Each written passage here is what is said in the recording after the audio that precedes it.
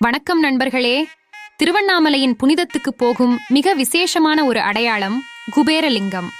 இன்றைய வீடியோவில் நாம் இந்த குபேரலிங்கத்தின் மகிமை, இதன் வரலாறு மற்றும் ஏன் இங்கே வந்து வழிபடுவது நம்முடைய வாழ்க்கையை முழுமையாக மாற்றும் என்பதற்கான விவரங்களை பார்க்கப் போகிறோம்.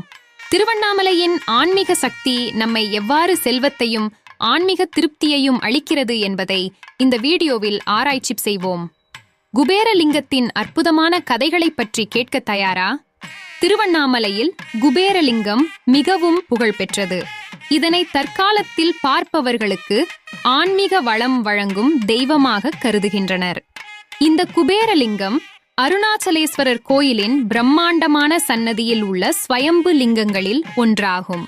இதற்கு பின்னாலுள்ள கதை மிகவும் ஆச்சரியமளிக்கக்கூடியது. நாம் எல்லோருக்கும் தெரிந்த குபேரன் செல்வத்திற்கும் வளத்திற்கும் அரசனாக கருதப்படுகிறான்.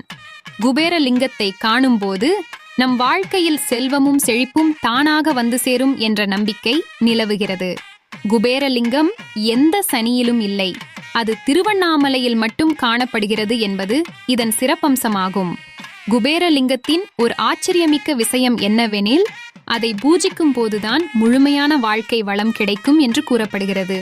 அதாவது நம் வாழ்வில் பணம், பொன், செல்வம் போன்றவை மிக முக்கியமாகவோ அதனோடு ஆழமான ஆன்மீக வளர்ச்சியும் இணைந்து வர வேண்டும் என்பதற்கு இது ஓர் அடையாளமாக கருதப்படுகிறது. திருவண்ணாமலை உச்சிமேல் கொண்ட அந்த பெருவிழாவில் பக்தர்கள் குபேரலிங்கத்தை சுவாமியாக போற்றிக் கொண்டாடுகிறார்கள். திருவண்ணாமலை அருணாச்சலேஸ்வரர் கோயிலில் குபேரலிங்கத்தின் பிரதிஷ்டை மிகவும் விசேஷமானது. இதனை தன்னிச்சையாக தோன்றிய சுயம்பு லிங்கமாக கருதுகிறார்கள். குபேரன் என்பது நம்முடைய பணம், செல்வம், வளம் ஆகியவற்றின் கடவுள். அதே சமயம் குபேரலிங்கம் பொருளாதார வளம் மட்டுமல்ல, ஆன்மீக வளத்தையும் தரவல்லது. குபேரலிங்கத்தின் பிறப்பு இது நெடுங்காலமாக இருக்கும் பல புராண கதைகளில் உள்ள உண்மை.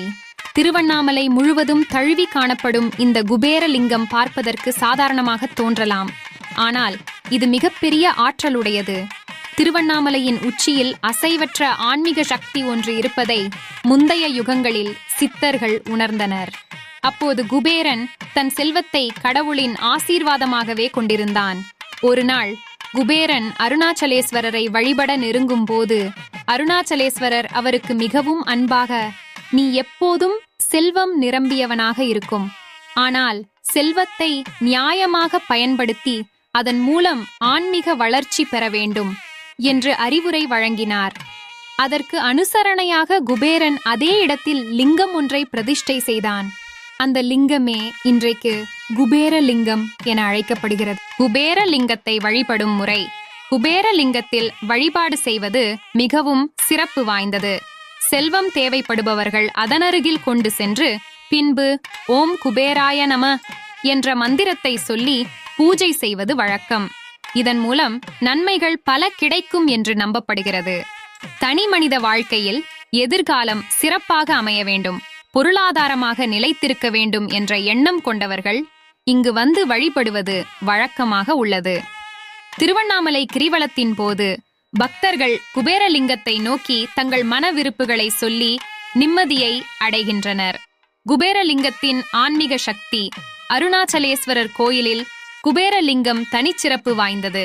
இங்கு அர்ச்சனை செய்யும் நபர்கள் வழிபாடு செய்த பின் தங்கள் வாழ்வில் பொருளாதாரத்திலும் ஆன்மீகத்திலும் வளர்ச்சி அடைவார்கள் என்று நம்பப்படுகிறது. திருவண்ணாமலையில் குபேரலிங்கம் அருணாச்சலேஸ்வரர் சன்னதியிலும் மிக அருகில் உள்ளது. இதற்கு வெவ்வேறு நாட்களில் மங்கள காரியம் செய்வதும் தங்கமும் செல்வமும் பெருகவும் வழிபடுவது சிறப்பாக கருதப்படுகிறது. இப்போது இந்த குபேரலிங்கத்தை பற்றிய இன்னும் சில ஆழமான விஷயங்களுக்கு போகலாம். உங்களுக்கு தெரியும், குபேரலிங்கத்தில் வழிபடுவதை பற்றி நம்ம எல்லாம் பேசினோம். ஆனால் அங்க செல்வம் மட்டுமல்ல, நம்முடைய ஆன்மீக வளர்ச்சிக்கும் இடம் கொடுக்கிறது என்பதுதான் மிக முக்கியம். கிரிவலத்திற்கு வருபவர்கள் எப்போதுமே குபேரலிங்கத்தை வணங்கும் போது அவர்கள் மன விருப்பங்களை நிறைவேற்றிக் கொள்ளும் எண்ணம் அதிகம் இருக்கும். அவர்கள் அங்கு சென்று வணங்குவதோடு இல்லாமல் மனதிற்குள் புது நம்பிக்கையை அடைகிறார்கள். அந்த நம்பிக்கையே அவர்களை முன்னேற்றத்திற்கு பெரிதும் உதவுகிறது. உங்களுக்கு தெரிந்ததா, சிலர் திருவண்ணாமலையில் குபேரலிங்கத்தை வழிபட்ட பிறகு பெரிய நிதிநிலை உயர்வுகளை கண்டுள்ளனர். அவர்களால் மட்டுமல்ல, அது அவர்களின் குடும்பத்திலும் ஒரு சீரான ஆற்றல் உருவாகிறது. ஒருவேளை நீங்களும் அந்த வழியில் செல்வம் சேர்ப்பதற்கும் ஆன்மீக வளர்ச்சியையும் தேடுகிறீர்களா? குபேரலிங்கம் அதற்கு மிகவும் சரியான இடம். ஒரு முறை என் அறிமுகத்தில் இருக்கும் ஒருவர் திருவண்ணாமலைக்கு போய் குபேரலிங்கத்துக்கு வழிபாடு செய்தார். அவருக்கு அப்போதே வேலை தொடர்பான பெரிய பிரச்சனை ஒன்று இருந்தது. ஆனாலும் அவர் திரும்பி வந்ததும் சில வாரங்களுக்குள் அவருடைய தொழில் முன்னேற ஆரம்பித்தது. இதற்கு அவர் கொடுத்த விளக்கம் என்ன தெரியுமா? குபேரலிங்கத்தை வணங்கியதால் தான் இப்படி நடந்தது என்று கூறினார். இது போன்ற பலரின் அனுபவங்கள் இந்த குபேரலிங்கத்துக்கு இன்னும் மகத்துவத்தை கொடுக்கிறது. நீங்க யோசிக்கிறீர்களா? இதுவரை வாழ்வில் எதிர்கொள்ளாத பெரிய முன்னேற்றங்களை நீங்கள் பெற வேண்டும் என்றால் திருவண்ணாமலையில் உள்ள குபேரலிங்கத்தை ஒருமுறை தரிசிக்க வேண்டும். அங்கே சென்று அந்த வணக்கத்தின் ஒரு அங்கமாக உங்கள் வாழ்வில் ஏற்படும் நம்பிக்கைகள் மற்றும் முன்னேற்றங்களை முழுமையாக உணரலாம். நிறைய பேர் அங்கு சென்று வழிபடும் போது அந்த சன்னதியின் புனிதத்தை உணர்ந்தபடியே அங்கிருந்து விலகுகின்றனர். குபேரலிங்கத்தின் வழிபாடு அவர்களின் வாழ்க்கையில் புதுசாக ஒரு ஒளி தருகிறது. இந்த வீடியோ பிடித்திருந்தால் மறக்காமல் லைக் செய்யவும், உங்கள் கருத்துக்களை கீழே பகிரவும். இன்னும் பல ஆன்மீக தகவல்களுக்கு சப்ஸ்கிரைப் பண்ணவும். நன்றி நண்பர்களே.